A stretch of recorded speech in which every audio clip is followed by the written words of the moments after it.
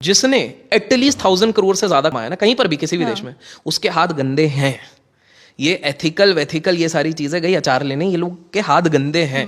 विवादित हो सकता है, कुछ लोग बोलेंगे टाटा उनका भी है सच्ची, क्योंकि यार जब अंबानी अडानी की बात होती है तो टाटास को तो एक अलग रिस्पेक्ट के साथ देखा क्योंकि बहुत जाता है। चैरिटी करते हैं, है ना, चैरिटी भी करते हैं और वैसे भी मतलब सुनने में बहुत कहाँ डाउन आता टू है अर्थ क्या? रहते हैं। हाँ, मेन हाँ, यही है ना, डाउन टू अर्थ रहते हैं। हाँ। एक छोटा सा मैं आंकड़ा बताता हूँ, आपके लैंग्वेज में आप लोग मीडिया से तो उसको ना पीआर कहते हैं, ठीक है। अब इसको एक सिंपल सा एक तो बहुत बड़ा कांड है, वो मैं अभी नहीं बोलूंगा, ठीक है, बट एक सिंपल सा मैथ्स अपन करते हैं।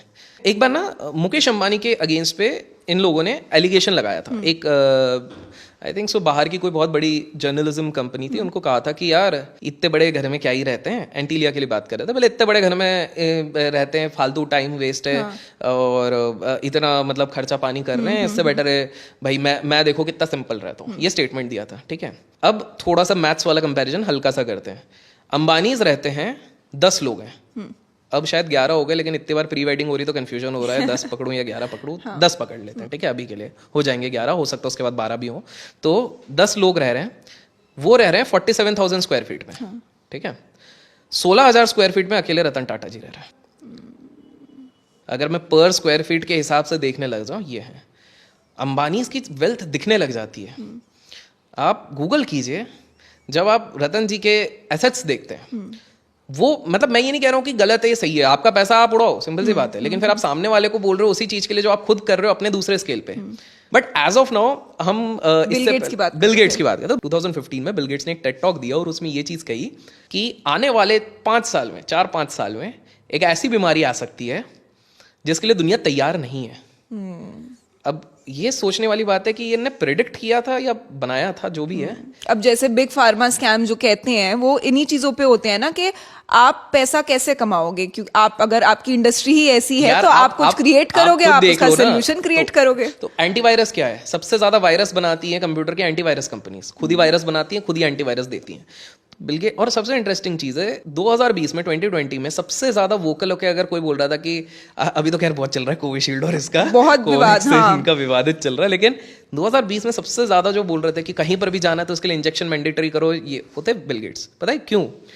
क्योंकि जो सबसे टॉप 3 डिस्ट्रीब्यूटर वैक्सीन के वर्ल्ड वाइड के उस टाइम पे थे, उस पर सबसे बड़ा स्टेक उन्हीं का है। Oh my God। तो अब आप समझोगे कि पैसा माइक्रोसॉफ्ट से सिर्फ नहीं आ रहा है, माइक्रोसॉफ्ट तो एक अंश है, पैसा तो बहुत जगह से आ रहा है, वो तो फ्रंट है। अगर आप कैलकुलेट करोगे तो करीब करीब अगर वो फुल्ली एक्सप्लॉइट करते तो वो $40 बिलियन 8 महीने में केवल फार्मा इन्वेस्टमेंट से कमा लेते as compare to this thing. तो हम लोगों को ना ये सारी चीजें पीआर पे दिखाई जा रही हैं कि कितने बड़े फिलैंथ्रोपिस्ट हैं कितने, और ये पीआर के लिए करना पड़ेगा।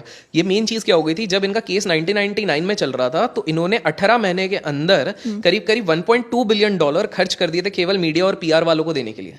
रीजन है इतना नेगेटिव बना दिया गया था, और तभी उन्होंने बोला अब मैं अपना गेट्स फाउंडेशन चालू करता हूँ। सो मेलिंडा गेट्स फाउंडेशन चालू किया गया, और ये फाउंडेशंस का भी बड़ा लोचा है। बड़े लोग फाउंडेशन भी क्यों बनाते हैं, हमारे देश में भी चैरिटी क्यों बनाते हैं।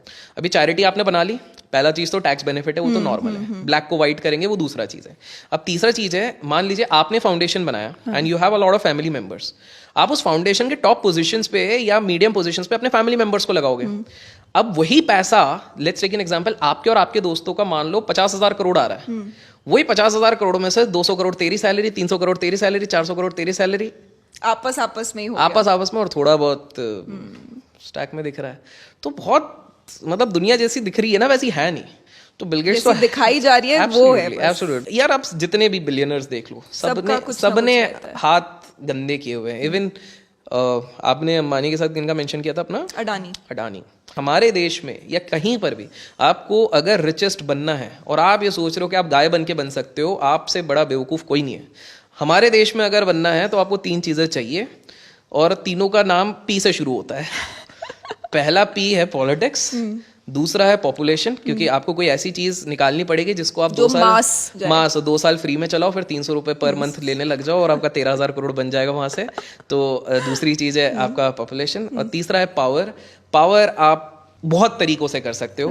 पहला भी आपको पावर देता है और तीसरा आप खुद का पावर बनाते हो जब बहुत तरीके से आप पैसे वैसे ये सारी चीज़ें करते हो।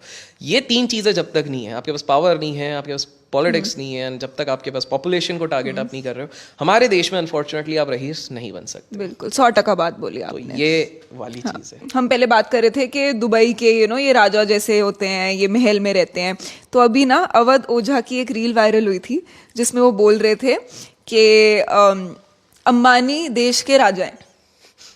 ठीक है, बेसिकली वो उनकी 1 मिनट की वो रील थी, बट उसका क्रक्स यही था कि अंबानी जो है वो देश के राजा है।